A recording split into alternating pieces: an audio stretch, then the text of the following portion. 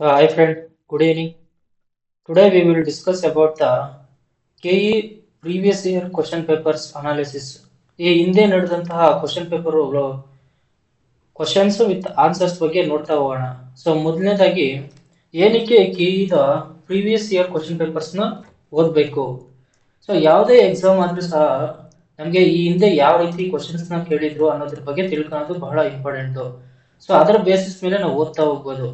So ಈಗೇನು ನಾವು P C ಮತ್ತೆ ವಿಲೇಜ್ ಅಡ್ಮಿನಿಸ್ಟ್ರೇಟಿವ್ ಆಫೀಸರ್ ಮತ್ತೆ ಲ್ಯಾಂಡ್ ಸರ್ವೇಯರ್ಗೆ paper 2 G K question paper ಏನಿದೆ ಅದ್ರ ಬಗ್ಗೆ ಹೆಚ್ಚಿನ ಅಂಕ ಪಡೆಯೋದಕ್ಕೆ ನಾವು ಈ ಹಿಂದೆ ನಡೆದಂತ ಕ್ವಶನ್ ಪೇಪರ್ನ ಅನಲೈಸ್ ಮಾಡ್ತಾ ಹೋಗೋಣ. ಸೊ ಮೊದಲನೇ ಕ್ವಶನ್ ಬಂದು ಇದು ಯಾವ ಕ್ವಶನ್ ಪೇಪರ್ ಅಪ್ಪ ಅಂತ ಹೇಳಿದ್ರೆ, so S D G K paper 2026-25ನೇ ತಾರೀಕು 2026ನೇ ಇಸ್ವಿಯ ಜನವರಿ ನಡೆದಂತಹ ಕ್ವಶನ್ ಪೇಪರ್. ಸೊ ಇದು ಯಾವ ವರ್ಷನ್ ಆಗಿರುತ್ತೆ ಅಂದ್ರೆ B3 ವರ್ಷನ್ ಆಗಿರುತ್ತೆ. ಸೊ ಯಾರೆಲ್ಲ B3 ಕ್ವಶನ್ ಪೇಪರ್ ನೋಡ್ತಾ ಇರೋದ್ರೋ ಅವ್ರು 1ರಿಂದ 10 ಕ್ವಶನ್ ಈ ದಿನ ಸಾಲ್ವ್ ಮಾಡ್ತಾ ಹೋಗೋಣ. ಸೊ ಮೊದಲನೇ ಕ್ವಶನ್ ನೋಡ್ತಾ ಹೋಗೋಣ. ಸೊ ಕ್ವಶನ್ ಇಂಗ್ಲಿಷ್ ಮತ್ತೆ ಕನ್ನಡದಲ್ಲಿ ಎರಡರಲ್ಲೂ ಕೊಟ್ಟಿರ್ತೀನಿ. ಸೊ ಇಂಗ್ಲಿಷ್ ಅಲ್ಲೂ ಹೇಳ್ತೀನಿ ಮತ್ತೆ ಕನ್ನಡದಲ್ಲೂ ಕೂಡ ಹೇಳ್ತೀನಿ. ಪ್ರಶ್ನೆ 1, ಮಾನವನ ಆಹಾರ ಜಠರ ಕ್ರಿಯೆಯ ಕ್ರಮಾನುಸಾರ ಹಂತಗಳನ್ನು ವಿಶ್ಲೇಷಿಸಿ. ಇಂಗ್ಲಿಷ್ ಅಲ್ಲಿ ನೋಡ್ತಾ ಹೋದ್ರೆ chronological steps involving in food digestion in human beings ಅಂತ. ಸೊ ಇದನ್ನ ನಾನು ಆಪ್ಷನ್ಸ್ ಕೊಟ್ಟಿಲ್ಲ. ಸೊ ಡೈರೆಕ್ಟ್ ಆನ್ಸರ್ ನ ಎಕ್ಸ್ಪ್ಲನೇಷನ್ ಮಾಡ್ತಾ ಹೋಗ್ತಾ ಇದ್ದೀನಿ. ಸೊ ಮೊದಲನೇದಾಗಿ ಸೊ ಇದನ್ನ ಬೇರೆ ಬೇರೆ ರೀತಿಯಾಗಿ ಕೊಟ್ಟವ್ರೆ, ನಾವು ಕ್ರೊನಾಲಜಿಕಲ್ ಆಗಿ ಹೇಳ್ತಾ ಇದ್ದೀನಿ ನಾನು. ಸೊ ಇಂಜೆಷನ್ ಅಂದ್ರೆ ಸೇವನೆ, taking food into the body. First step ಅಲ್ಲಿ ನಾವು ಊಟವನ್ನು ಮಾಡುತ್ತೇವೆ. ಸೆಕೆಂಡ್ ಅದು ಡೈಜೆಷನ್. ಜಠರ ಕ್ರಿಯೆ ಅಂದ್ರೆ breaking down complex food into simple substances ಅಂದ್ರೆ ದೊಡ್ಡದಾದಂತಹ ಆಹಾರ ಪದಾರ್ಥಗಳನ್ನ ಸಣ್ಣದಾಗಿ ವಿಂಗಡಿಸುವುದು. Absorption, passing digested food into the blood vessels ಅಂದ್ರೆ ಜಠರ ಕ್ರಿಯೆಯಾದ ಆಹಾರವನ್ನು ರಕ್ತನಾಳಗಳ ಮೂಲಕ ಸಾಗಿಸುವುದು. ನೆಕ್ಸ್ಟ್ ಬಂದು ನಾಲ್ಕನೇ ಸ್ಟೆಪ್ ಯಾವ್ದಪ್ಪ ಅಂದ್ರೆ assimilation, utilising the observed nutrients by the body cells ಅಂದ್ರೆ ಶೋಷಿಸಿದ ಪೋಷಕಾಂಶಗಳನ್ನು ದೇಹ ಕೋಶಗಳು ಬಳಸಿಕೊಳ್ಳುವುದು. ಸೊ ನೆಕ್ಸ್ಟ್ ಬಂದು ಎಜೆಕ್ಷನ್ ಅಂದ್ರೆ remove the undigested waste from the body, ಮಲ ವಿಸರ್ಜನೆ ಅಂತ ಕರಿತೀರಿ ಕನ್ನಡದಲ್ಲಿ. ಜಠರ ಕ್ರಿಯೆಗೆ ಒಳಗಾಗದೇ ಇರುವ ಅಶುದ್ಧ ವಸ್ತುಗಳನ್ನು ದೇಹದಿಂದ ತೆಗೆದುಹಾಕುವುದು. ಇದು ಕೊನೆಯ ಹಂತ ಇದು. ಸೊ ಇಲ್ಲಿ ಆಪ್ಷನ್ 2 ಕರೆಕ್ಟ್. ಇದು ಕ್ವಶನ್ ಪೇಪರ್ ನೀವು ನೋಡಿದಾಗ ಗೊತ್ತಾಗುತ್ತೆ. ಕ್ವಶನ್ ಪೇಪರ್ ಅಲ್ಲಿ option 2 E, B, A, C ಮತ್ತೆ ಡಿ ಈ ರೀತಿ ಕ್ರೊನಾಲಜಿಕಲ್ ಆರ್ಡರ್ ಆಗಿರುತ್ತೆ. ಸೊ ಇದಿಷ್ಟು ಮೊದಲನೇ ಕ್ವಶನ್ ಆಗಿತ್ತು. ಸೊ ಎರಡನೇ ಕ್ವಶನ್ ನೋಡ್ತಾ ಹೋಗೋಣ. ಎರಡನೇ ಕ್ವಶನ್ ಅಲ್ಲಿ when a body is immersed fully or partially in a fluid, it experiences an upward force that is equal to weight of the fluid displaced by it. ಕನ್ನಡದಲ್ಲಿ ಒಂದು ದೇಹವು ದ್ರವದಲ್ಲಿ ಸಂಪೂರ್ಣವಾಗಿ ಅಥವಾ ಭಾಗಶಃ ಮುಳುಗಿದಾಗ ಅದು ಸ್ಥಳಾಂತರಗೊಂಡ ದ್ರವದ ತೂಕಕ್ಕೆ ಸಮಾನವಾದ ಮೇಲ್ಮುಖ ಬಲವನ್ನು ಅನುಭವಿಸುತ್ತದೆ. ಸೊ ಇದಕ್ಕೆ ಆಪ್ಷನ್ಸ್ ಕೊಟ್ಟಿದ್ದಾರೆ. ನಾನು ಆಪ್ಷನ್ಸ್ ನ ಹೇಳಿದ್ರೆ ಡೈರೆಕ್ಟ್ ಎಕ್ಸ್ಪ್ಲನೇಷನ್ ಹೋಗ್ತಾ ಇದ್ದೀನಿ. ಸೊ ಅನಾಲಿಸಿಸ್ ಆಫ್ ಸ್ಟೇಟ್ಮೆಂಟ್, ಈ ಸ್ಟೇಟ್ಮೆಂಟ್ ನ ನಾವು ವಿಶ್ಲೇಷಣೆ ಮಾಡೋಣ. This statement describes the principle of buoyancy ಅನ್ನೋ ಒಂದು ಪ್ರಿನ್ಸಿಪಲ್ ಬಗ್ಗೆ ಇದು ಎಕ್ಸ್ಪ್ಲೈನ್ ಮಾಡುತ್ತೆ. It states that upward buoyancy force equal to the weight of the displaced fluid. So ಇದೇನು ಹೇಳ್ತಪ್ಪ ಅಂತಂದ್ರೆ ನೋಡಿ, ಒಂದು ಟ್ಯಾಂಕ್ ಅಂತ ಅನ್ಕೊಳ್ಳಿ. ಸೊ ನೀವು ಎಷ್ಟು ಇದಕ್ಕೆ ವೇಟ್ ನ ಹಾಕ್ತೀರಾ, ಸೊ ಇದರಲ್ಲಿ ಒಂದು ನೀರಿರುತ್ತೆ, ಒಂದು ಅಮೌಂಟ್ ನೀರಿರುತ್ತೆ. ಎಷ್ಟು ತೂಕದ ಒಂದು ವೇಟ್ ನ ಹಾಕ್ತಿರೋ, ಸೊ ಒಂದು 7 kg ಆದಷ್ಟು ತೂಕವನ್ನು ಇದಕ್ಕೆ ಹಾಕಿದಾಗ ಇಷ್ಟೇ ಅಮೌಂಟ್ ಆದಂತ ನೀರು ಆಚೆ ಬರುತ್ತೆ ಅನ್ನೋದೇ buoyancy principle. This fundamental law of physics was formulated by Archimedes. ಇದನ್ನ ಆರ್ಕಿಮಿಡಿಸ್ ಅನ್ನೋನು ಎಕ್ಸ್ಪ್ಲೈನ್ ಮಾಡಿರೋದಕ್ಕೋಸ್ಕರ ಇದನ್ನ ಆರ್ಕಿಮಿಡಿಸ್ ಪ್ರಿನ್ಸಿಪಲ್ ಅಂತ ಕರಿತೀರಿ. ಸೊ ಇದೇ ಆಪ್ಷನ್ ಅಲ್ಲಿ ನಾವು ಬರ್ನಾಲಿಸ್ ಥಿಯರಮ್ ಅಂತಾನು ನೋಡ್ತೀರಿ. ಬರ್ನಾಲಿಸ್ ಥಿಯರಮ್ ಇದು ಪ್ರೆಷರ್ಗೆ ಸಂಬಂಧಪಟ್ಟಿದ್ದು, ಒತ್ತಡಕ್ಕೆ ಸಂಬಂಧಪಟ್ಟಿದ್ದು. ಸೊ ಇದಿಷ್ಟು ಎರಡನೇ ಕ್ವಶನ್ಗೆ ಉತ್ತರ. ಸೊ ಇದಕ್ಕೆ ಏನಪ್ಪ ಆನ್ಸರ್ ಅಂದ್ರೆ, ಎಷ್ಟು ತೂಕವಾದಂತಹ ವೆಯ್ಟ್ ಅಥವಾ ತೂಕವಾದಂತಹ ವಸ್ತುವನ್ನು ಇಮ್ಮರ್ಸ್ ಮಾಡ್ತಿರೋ ಒಂದು ಟ್ಯಾಂಕ್ಗೆ ಅಷ್ಟೇ ಆದಂತ ನೀರು ಆಚೆ ಬೀಳುತ್ತೆ, ಅಷ್ಟೇ ಆದಂತ ಫ್ಲೂಯಿಡ್ ಆಚೆ ಬರುತ್ತೆ ಅನ್ನೋದು ಇದ್ರಿಗೆ ಆನ್ಸರ್. ಇದನ್ನೇ ನಾವು ಆರ್ಕಿಮಿಡಿಸ್ ಪ್ರಿನ್ಸಿಪಲ್ ಅಂತ ಕರಿತೀರಿ. ಸೊ ಎರಡನೇದಾಯ್ತು. ಈಗ ಮೂರನೇ ಕ್ವಶನ್ ನೋಡ್ತಾ ಹೋದ್ರೆ ಇದರಲ್ಲಿ ಸ್ಟೇಟ್ಮೆಂಟ್ ವೈಸ್ ಕೊಟ್ಟಿದ್ದಾರೆ. ಒಂದು statement 1, statement 2. Longer conducting wires have greater resistance than smaller conducting wires. So ಹೇಳಿಕೆ 1, ಸಣ್ಣ ವಾಹಕ ತಂತಿಗಳಿಗಿಂತ ಉದ್ದವಾದ ವಾಹಕ ತಂತಿಗಳು ಹೆಚ್ಚಿನ ಪ್ರತಿರೋಧವನ್ನು ಹೊಂದಿರುತ್ತದೆ. ಸೊ ಎರಡನೇ ಹೇಳಿಕೆ statement 2, resistance of a conducting wire is inversely proportional to its length. ಕನ್ನಡದಲ್ಲಿ ಹೇಳಿಕೆ 2, ವಾಹಕ ತಂತಿಯ ಪ್ರತಿರೋಧವು ಅದರ ಉದ್ದಕ್ಕೆ ವಿಲೋಮ ಅನುಪಾತದಲ್ಲಿರುತ್ತದೆ ಅಂತ ಹೇಳ್ತದೆ. ಸೊ ಇಲ್ಲಿ ಕರೆಕ್ಟ್ ಕಾನ್ಸೆಪ್ಟ್ ಏನಪ್ಪಾ ಅಂದ್ರೆ, the resistance of a wire is given by, so resistance of the wire is given by R is equal to rho into length by area. ಇದೊಂದು ಫಾರ್ಮುಲಾ ಇದು ರೆಸಿಸ್ಟೆನ್ಸ್ಗೆ. ಅಂದ್ರೆ ವೆನ್ ವೇರ್ ರೋ ಅಂದ್ರೆ resistivity, this is rho, ಇದು resistivity. Next L is length, A area of cross section. From this resistance is directly proportional to length. So longer wire greater resistance ಅಂದ್ರೆ direct ಆಗಿ relation ಹೊಂದಿರೋದಕ್ಕೋಸ್ಕರ resistivity ಜಾಸ್ತಿ ಹೋದ್ರೆ length ಕೂಡ ಜಾಸ್ತಿ, length ಜಾಸ್ತಿ ಹೋದ್ರೆ resistivity ಕೂಡ ಜಾಸ್ತಿ ಆಗುತ್ತೆ ಅಂತ ಅರ್ಥ. So statement 1 is correct. R is directly proportional to L, not inversely. ಇಲ್ಲಿ ಕ್ವಶನ್ ಅಲ್ಲಿ ಏನ್ ಕೊಡಿದ್ರೆ ಪ್ರತಿ ವಿಲೋಮ ಅಂದ್ರೆ ಇನ್ವರ್ಸ್ಲಿ ಅಂತ ಕೊಟ್ಟವ್ರೆ. ಸೊ ಇದು directly proportional, R is directly proportional to length. So statement 2 is incorrect. So correct answer option number 3, statement 1 is correct but statement 2 is incorrect ಅಂತ. ಸೊ ಕನ್ನಡದಲ್ಲಿ ನೋಡ್ತಾ ಹೋದ್ರೆ ರೋ ಅಂದ್ರೆ ಪ್ರತಿರೋಧಕತೆ, ಎಲ್ ಅಂದ್ರೆ ಉದ್ದ, ಎ ಅಂದ್ರೆ ಅಡ್ಡ ವಿಭಾಗದ ವಿಸ್ತೀರ್ಣ. ಸ್ಟೇಟ್ಮೆಂಟ್ 1 ನೋಡ್ತಾ ಹೋದ್ರೆ resistance is directly proportional to L, ಆದ್ದರಿಂದ ಉದ್ದವಾದ ತಂತಿ ಇಸ್ಕೊಲ್ಡ್ ಹೆಚ್ಚಿನ ಪ್ರತಿರೋಧ. ಹೇಳಿಕೆ 1 ಸರಿಯಾಗಿದೆ. ಉದ್ದವಾದಂತಹ ತಂತಿ ಉದ್ದವಾಗಿದ್ದಷ್ಟು ರೆಸಿಸ್ಟೆನ್ಸ್ ಪ್ರತಿರೋಧ ಹೆಚ್ಚಿರುತ್ತದೆ ಅಂತ ಅರ್ಥ. ಸೊ ಎರಡನೇ ಇದಕ್ಕೆ ನೋಡಿದ್ರೆ ಆರ್ ವಿಲೋಮವಾಗಿ ಅಲ್ಲ, ಎಲ್ಗೆ ನೇರವಾಗಿ ಅನುಪಾತದಲ್ಲಿ ಇದೆ ಅಂತ. Resistivity directly proportional to L ಅಂತ. ಸೊ ಇದು ತಪ್ಪಾದ ಹೇಳಿಕೆ. ಸರಿ ಉತ್ತರ ಬಂದು ಎ, ಹೇಳಿಕೆ 1 ಸರಿಯಾಗಿದೆ ಆದರೆ ಹೇಳಿಕೆ 2 ತಪ್ಪಾಗಿರುತ್ತದೆ. ಇದಿಷ್ಟು ಮೂರನೇ ಕ್ವಶನ್ಗೆ ಎಕ್ಸ್ಪ್ಲನೇಷನ್ ಆಗಿದೆ. ಈಗ ನಾವು 4ನೇ ಕ್ವಶನ್ ನೋಡ್ತಾ ಹೋಗೋಣ. 4ನೇ ಕ್ವಶನ್ ಅಲ್ಲಿ ಮ್ಯಾಚ್ ದ ಫಾಲೋಯಿಂಗ್ ಕೇಳ್ತಾ ಇದ್ದಾರೆ. ನೋಡಿ ಕೆಇದವರು ಎಕ್ಸಾಮ್ಸ್ ಯಾವ ತರ ಕ್ವಶನ್ ಫ್ರೇಮ್ ಮಾಡ್ತಾರೆ ಅಂದ್ರೆ, ನೋಡಿ ಮ್ಯಾಚ್ ದ ಫಾಲೋಯಿಂಗ್ ಅಂದ್ರೆ ಎಲ್ಲಾ ಕವರ್ ಆಗ್ಬೇಕು. ಸೊ ಯಾವ ಕಾನ್ಸೆಪ್ಟ್ ಬಿಟ್ಟು ಹೋಗ್ಬಾರ್ದು ಅಂತ ಹೇಳ್ಬಿಟ್ಟು ಕೇಳ್ತಾ ಹೋಗ್ತಾರೆ. ಮ್ಯಾಚ್ ದ ಫಾಲೋಯಿಂಗ್ ಕೇಳ್ತಾ ಹೋದ್ರೆ 4 ಕ್ವಶನ್ ಒಂದೇ ಕ್ವಶನ್ ಅಲ್ಲಿ ಕೇಳ್ಬೋದು.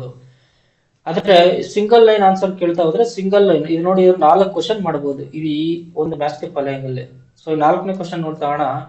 ಲಿಸ್ಟ್ 1 ಏನಂದ್ರೆ frequency of vibration, time period of vibration, loudness of sound, pitch of sound. ಕನ್ನಡದಲ್ಲಿ ಕಂಪನದ ಆವರ್ತನ ಅಥವಾ ಆವೃತ್ತಿ ಅಂತ ಕರೀತಾರೆ ಕನ್ನಡದಲ್ಲಿ ಇದನ್ನ. ಕಂಪನದ ಸಮಯದ ಅವಧಿ, ಧ್ವನಿಯ ಜೋರು, ಲೌಡ್ನೆಸ್ ಅಂದ್ರೆ ಎಷ್ಟು ಸೌಂಡ್ ಬರ್ತಿದೆ ಅಂತ, ಧ್ವನಿಯ ಪಿಚ್. ಸೊ ಇದನ್ನ ನಾನು ಎಕ್ಸ್ಪ್ಲೇನ್ ಮಾಡ್ತೀನಿ ನೋಡಿ. ಮ್ಯಾಚ್ ದೆಮ್ ಅಂತ. ಫ್ರೀಕ್ವೆನ್ಸಿ ಆಫ್ ವೈಬ್ರೇಷನ್ ಅಂದ್ರೆ number of vibrations in a 1 second. ನೋಡಿ ವೈಬ್ರೇಷನ್ ಇದು ಒಂದು ವೇವ್ ಅಂತ ಅನ್ಕೊಳ್ಳಿ, ಒಂದು ವೇವ್ ಅಂತ ತಿಳ್ಕೊಳ್ಳಿ ಈ ತರ. ಏನಕ್ಕೆ ಗ್ಯಾಪ್ ಕೊಡ್ತೆ ಅಂದ್ರೆ ಫ್ರೀಕ್ವೆನ್ಸಿ ಆಫ್ ವೈಬ್ರೇಷನ್ ಅಂದ್ರೆ ಏನು? ಫ್ರೀಕ್ವೆನ್ಸಿ ಅಂದ್ರೆ ನೋಡಿ ಇಲ್ಲಿ ಕೇಳಿದ್ರೆ frequency number of vibration per second. 1 ಸೆಕೆಂಡ್ಗೆ ಎಷ್ಟು ವೈಬ್ರೇಷನ್. ನೋಡಿ ಇಲ್ಲಿಂದ ಇಲ್ಲಿಗೆ ಒಂದು ಸೆಕೆಂಡ್ ಅನ್ಕೊಳ್ಳಿ, ಈಗ 1 ಆಯ್ತು, ಇದು ಕಂಪ್ಲೀಟ್ 1. ಸೊ ಇಲ್ಲಿಂದ ಇಲ್ಲಿಗೆ 2ನೇದು, ಇಲ್ಲಿಗೆ ಕಂಪ್ಲೀಟ್ 2. ಸೊ ಇಲ್ಲಿಂದ ಇಲ್ಲಿಗೆ 2ನೇದು, ಒಂದು ಕಂಪ್ಲೀಟ್ ಪ್ರೋಸೆಸ್ ಅಂತ. ಈ ರೀತಿ ಎಷ್ಟು 1 ಸೆಕೆಂಡ್ಗೆ ಎಷ್ಟು ವೈಬ್ರೇಷನ್ಸ್ ಇದೆ ಅನ್ನೋದನ್ನೇ ಫ್ರೀಕ್ವೆನ್ಸಿ ಅಂತ ಕರಿತೀರಿ. ಸೊ ಇದ್ರ ಯೂನಿಟ್ ಬಂದು ಹಾರ್ಟ್ಸ್. ಅದೇ ರೀತಿ ಎರಡನೇದು ಬಂದು time period of the vibration. Time taken for one complete vibration. Time period is equal to time for one vibration ಅಂದ್ರೆ T is equal to 1 by frequency. ನೋಡಿ, ಟೈಮ್ ಪೀರಿಯಡ್ ಅಂದ್ರೆ ಇಲ್ಲಿಂದ ಇಲ್ಲಿಗೆ ವೈಬ್ರೇಟ್ ಆಗೋಕ್ಕೆ ಇಷ್ಟು ಸಮಯ ತಕ್ಕಂತು ಅನ್ನೋದು ಕಂಪ್ಲೀಟ್ ಒಂದು ವೈಬ್ರೇಷನ್ಗೆ.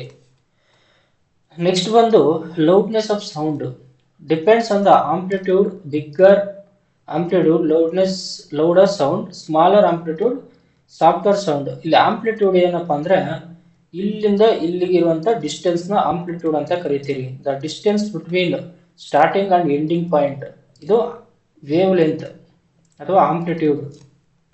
Next pitch of the sound depends on the frequency. Higher frequency is higher pitch, lower frequency is lower pitch. Depends on frequency, ಎಷ್ಟು ಫ್ರೀಕ್ವೆನ್ಸಿ ಇದೆ ಅಂತ. ನೋಡಿ, ಇಲ್ಲಿ ಹತ್ರವಾಗಿದೆ ಗ್ಯಾಪ್, ಸೊ ಇದು ಹೈ ಫ್ರೀಕ್ವೆನ್ಸಿ ಅಂತ. ಸೊ ಇಲ್ಲಿ ದೂರ ಆಯಿತು, ಇದು ಲೋ ಫ್ರೀಕ್ವೆನ್ಸಿ ಅಂತ ಅರ್ಥ. ಸೊ ಇಲ್ಲಿ ಕರೆಕ್ಟ್ ಆನ್ಸರ್ ಬಂದು ಒಂದನೇದಕ್ಕೆ 2, ಬಿಗೆ 4, ಸಿಗೆ 1, ಡಿಗೆ 2. ಸೊ ಕನ್ನಡದಲ್ಲಿ ಎಕ್ಸ್ಪ್ಲೇನ್ ಮಾಡ್ತೀನಿ ನೋಡಿ. ಕಂಪನದ ಆವರ್ತನ ಅಥವಾ ಆವೃತ್ತಿ ಅಂದ್ರೆ ಒಂದು ಸೆಕೆಂಡಿನಲ್ಲಿ ಕಂಪನಗಳ ಸಂಖ್ಯೆ ಅಂತ ಕರಿತೀರಿ. ಇದಕ್ಕೆ ಎಕ್ಸ್ಪ್ಲನೇಷನ್. ಆವೃತ್ತಿ ಅಥವಾ ಆವರ್ತನ ಇದು ಪ್ರತಿ ಒಂದು ಸೆಕೆಂಡ್ಗೆ ಕಂಪನಗಳ ಸಂಖ್ಯೆ, ಇದರ ಘಟಕ ಒಂದು ಹರ್ಟ್ಸ್ ಆಗಿರುತ್ತದೆ. ಸೊ ಕನ್ನಡದಲ್ಲಿ ನೋಡ್ತಾ ಹೋಗ್ತಾಳ. ಕಂಪನದ ಸಮಯ ಅವಧಿ ಒಂದು ಸಂಪೂರ್ಣ ಕಂಪನಕ್ಕೆ ತೆಗೆದುಕೊಂಡ ಸಮಯ. ಸಮಯದ ಅವಧಿ ಇಸ್ ಈಕ್ವಲ್ ಟು ಒಂದು ಕಂಪನದ ಸಮಯ. T is equal to 1 by frequency. Loudness of sound ವೈಶಾಲ್ಯವನ್ನು ಅವಲಂಬಿಸಿರುತ್ತದೆ. ದೊಡ್ಡ ವೈಶಾಲ್ಯ ಅಥವಾ ಜೋರಾದ ಧ್ವನಿ, ಸಣ್ಣ ವೈಶಾಲ್ಯ ಮೃದುವಾದ ಧ್ವನಿ, loudness. Pitch of the sound ಆವರ್ತನವನ್ನು ಅವಲಂಬಿಸಿರುತ್ತದೆ. ಆವರ್ತನ means frequency.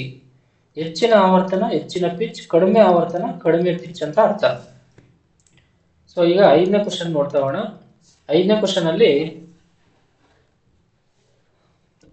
Seasonal cricketers lowers his hands while catching a ball.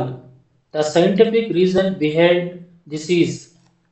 ಇದಕ್ಕೆ ಸೈಂಟಿಫಿಕ್ ಪ್ರಿನ್ಸಿಪಲ್ ಏನಂತ ಕನ್ನಡದಲ್ಲಿ, ಒಬ್ಬ ಅನುಭವಿ ಕ್ರಿಕೆಟಿಗನು ಚೆಂಡನ್ನು ಹಿಡಿಯುವಾಗ ತನ್ನ ಕೈಗಳನ್ನು ಕೆಳಗಿಳಿಸುತ್ತಾನೆ.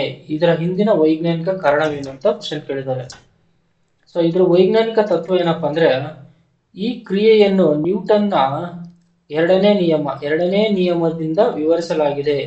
ಎರಡನೇ ನಿಯಮ ಏನ್ ಹೇಳುತ್ತೆ ಅಂದ್ರೆ, force is equal to momentum by time. Fielder ತಮ್ಮ ಕೈಗಳನ್ನು ಹಿಂದಕ್ಕೆ ಎಳೆದಾಗ ವೇಗವಾಗಿ ಚಲಿಸುವ ಚೆಂಡನ್ನು ಸಂಪೂರ್ಣ ನಿಲುಗಡೆಗೆ ತರಲು ತೆಗೆದುಕೊಳ್ಳುವ ಒಟ್ಟು ಸಮಯವನ್ನು ಅವರು ಹೆಚ್ಚಿಸುತ್ತಾರೆ. ಸಮಯವನ್ನು ಹೆಚ್ಚಿಸೋದಕ್ಕೋಸ್ಕರ ಹಿಂದಕ್ಕೆ ಎಳೆಯುತ್ತಾರೆ ಅಂತ ಅರ್ಥ. ಸಮಯದ ಮಧ್ಯಂತರ ಹೆಚ್ಚಿಸುವ ಮೂಲಕ ಆ ವೇಗದ ಬದಲಾವಣೆ ದರವು ಕಡಿಮೆಯಾಗುತ್ತದೆ. ಇದು ಕೈಗಳ ಮೇಲೆ ಅನುಭವಿಸುವ ಪ್ರಭಾವದ ಬಲವನ್ನು ಗಮನಾರ್ಹವಾಗಿ ಕಡಿಮೆ ಮಾಡುತ್ತದೆ. ನೋಡಿ, ಒಂದು ಬಾಲ್ ಈ ತರ ಬರ್ತಾ ಇದೆ ಅಂದ್ರೆ, ಸೊ ಇಲ್ಲಿ ಫೀಲ್ಡರ್ ಇದನ್ನ ಕ್ಯಾಚ್ ಹಿಡ್ಕಂತ, ಕ್ಯಾಚ್ ಹಿಡಿಯೋ ಸಂದರ್ಭದಲ್ಲಿ ಇದು ಸ್ಪೀಡ್ ಆಗಿ ಬರ್ತಾ ಇರ್ತದೆ. ಸೊ ಅದೇ ಸ್ಪೀಡ್ಗೆ ನಾವು ಬಾಲನ್ನ ಹಿಡಿಯುವಂತ ಸಂದರ್ಭದಲ್ಲಿ ಹಿಂದಕ್ಕೆ ಎಳೆದಾಗ ಅದರ ಮೂವ್ಮೆಂಟ್ ಏನಿರುತ್ತಲ್ಲ ಅದು ಕಡಿಮೆ ಆಗ್ತಾ ಆಗ್ತಾ ಆಗ್ತಾ ಕೈಗೆ ಗ್ರಿಪ್ ಸಿಗುತ್ತೆ, ಕೈಯಲ್ಲಿ ಇರುತ್ತೆ. ಒಂದ್ ವೇಳೆ ನಾವು ಅಲ್ಲೇ ಸ್ಟಾಪ್ ಮಾಡಿದ್ರೆ ಅದು ಪಿಚ್ ಆಗಿ ಬೌನ್ಸ್ ಆಗುತ್ತೆ ವಾಪಸ್ಸು. ಉದಾಹರಣೆಗೆ, ನೀವು ಬಸ್ಸಿಂದ ಇಳಿಬೇಕಾದ್ರೆ ಅಥವಾ ಟ್ರೈನಿಂದ ಇಳಿಬೇಕಾದ್ರೆ, ಸೊ ಆದ್ರೂ ಮೂವ್ಮೆಂಟ್ ಯಾವ ಕಡೆ ಇರ್ತದೋ ಆ ಕಡೆನೆ ನೀವು ಫೋರ್ಸ್ ಹಾಕಿ ಇಳಿತಾ ಹೋಗ್ತೀರಿ. ಅದೇ ಪ್ರಿನ್ಸಿಪಲ್ ಇಲ್ಲಿ ಕ್ಯಾಚ್ ಹಿಡಿಯೋದಕ್ಕೂ ಕೂಡ ಸೇಮ್ ಪ್ರಿನ್ಸಿಪಲ್. ಸೊ ನೆಕ್ಸ್ಟ್ ಬಂದು 6ನೇ ಕ್ವಶನ್. 6ನೇ ಕ್ವಶನ್ ಏನಂದ್ರೆ, reasons for water to be used as a coolant in automobiles. ವಾಹನಗಳಲ್ಲಿ ನೀರನ್ನು ಶೀತಕವಾಗಿ ಬಳಸಲು ಕಾರಣವೇನು? ಸೊ ಇಲ್ಲಿ ಆಪ್ಷನ್ಸ್ ಕೊಟ್ಟಿದ್ದಾರೆ. Its specific heat capacity is high, its thermal conductivity is high, its specific heat capacity is low, its thermal conductivity is low. So ಇದನ್ನ ನೋಡಿ, ಅದರ ನಿರ್ದಿಷ್ಟ ಶಾಖ ಸಾಮರ್ಥ್ಯವು ಹೆಚ್ಚು ಅದರ ಉಷ್ಣ ವಾಹಕತೆ ಹೆಚ್ಚು, ಅದರ ನಿರ್ದಿಷ್ಟ ಶಾಖ ಸಾಮರ್ಥ್ಯ ಕಡಿಮೆಯಾಗಿದೆ, ಅದರ ಉಷ್ಣ ವಾಹಕತೆ ಕಡಿಮೆ ಇದೆ. ಇದರ ಪರಿಕಲ್ಪನೆ ಏನಪ್ಪಾ ಅಂದ್ರೆ, ಉತ್ತಮ ಶೈತ್ಯಾಕಾರವು ಅದರ ಉಷ್ಣತೆಯು ಹೆಚ್ಚು ಏರಿಕೆಯಾದಂತೆ ಹೆಚ್ಚಿನ ಶಾಖವನ್ನು ಹೀರಿಕೊಳ್ಳಬೇಕು. ಅದೇ ರೀತಿ ನಿರ್ದಿಷ್ಟ ಶಾಖದ ಸಾಮರ್ಥ್ಯ ಇಸ್ಕೊಟ್ಟು 1 kg ಪದಾರ್ಥವನ್ನು 1 ಡಿಗ್ರಿಯಿಂದ ಹೆಚ್ಚಿಸಲು ಬೇಕಾಗಿರುವ ಶಾಖದ ಪ್ರಮಾಣ. ನೀರು ಅತ್ಯಂತ ಹೆಚ್ಚಿನ ನಿರ್ದಿಷ್ಟ ಶಾಖದ ಸಾಮರ್ಥ್ಯ ಎಷ್ಟಿದೆ ಅಂದಪ್ಪ ಅಂದ್ರೆ 4200 joules per KG 1 degree heat ಆಗೋದಕ್ಕೋಸ್ಕರ ಹೊಂದಿದೆ. ಆದ್ದರಿಂದ ಇದು ಕಾರ್ ಇಂಜಿನ್ ನಲ್ಲಿ ಹೆಚ್ಚಿನ ಶಾಖವನ್ನು ತೆಗೆದುಕೊಳ್ಳಬಹುದು. ಉಷ್ಣ ವಾಹಕತೆ ಕೂಡ ಮುಖ್ಯವಾಗಿದೆ, ಆದರೆ ನೀರನ್ನು ಆದ್ಯತೆ ನೀಡುವ ಮುಖ್ಯ ಕಾರಣ ಅದರ ಹೆಚ್ಚಿನ ನಿರ್ದಿಷ್ಟ ಶಾಖವಾಗಿರುತ್ತದೆ. ಸೊ ಇದು ಸರಿ ಉತ್ತರ ಯಾವ್ದಪ್ಪ ಅಂದ್ರೆ ಒಂದನೇದು. A good coolant should absorb a lot of heat without its temperature rising too much. Specific heat is equal to amount of heat needed to rise on 1 kg of substance by 1 degree centigrade. Water has a very high specific heat capacity. ಎಷ್ಟಪ್ಪ 4200 joules per kg degree centigrade. So it can take away a lot of heat from the car engines. Thermal conductivity also matters, but main reason water is prepared is high specific heat ಅಂತ, high specific heat. So ಇದಿಷ್ಟು ಇವತ್ತಿನ ಒಂದು ತರಗತಿಯಲ್ಲಿ ನೋಡ್ತಾರೆ. Next ತರಗತಿಯಲ್ಲಿ so ಮುಂದಿನ ಭಾಗವನ್ನ ನೋಡೋಣ. ಸೊ ಈ 5 ಕ್ವಶನ್ ಯಾವ್ದಕ್ಕೆ ಸಂಬಂಧಪಟ್ಟಿದೆ ಅಂದ್ರೆ ಫಿಸಿಕ್ಸ್ಗೆ ಸಂಬಂಧಪಟ್ಟಂತಹ ಕ್ವಶನ್ಸ್ ಆಗಿರುತ್ತದೆ.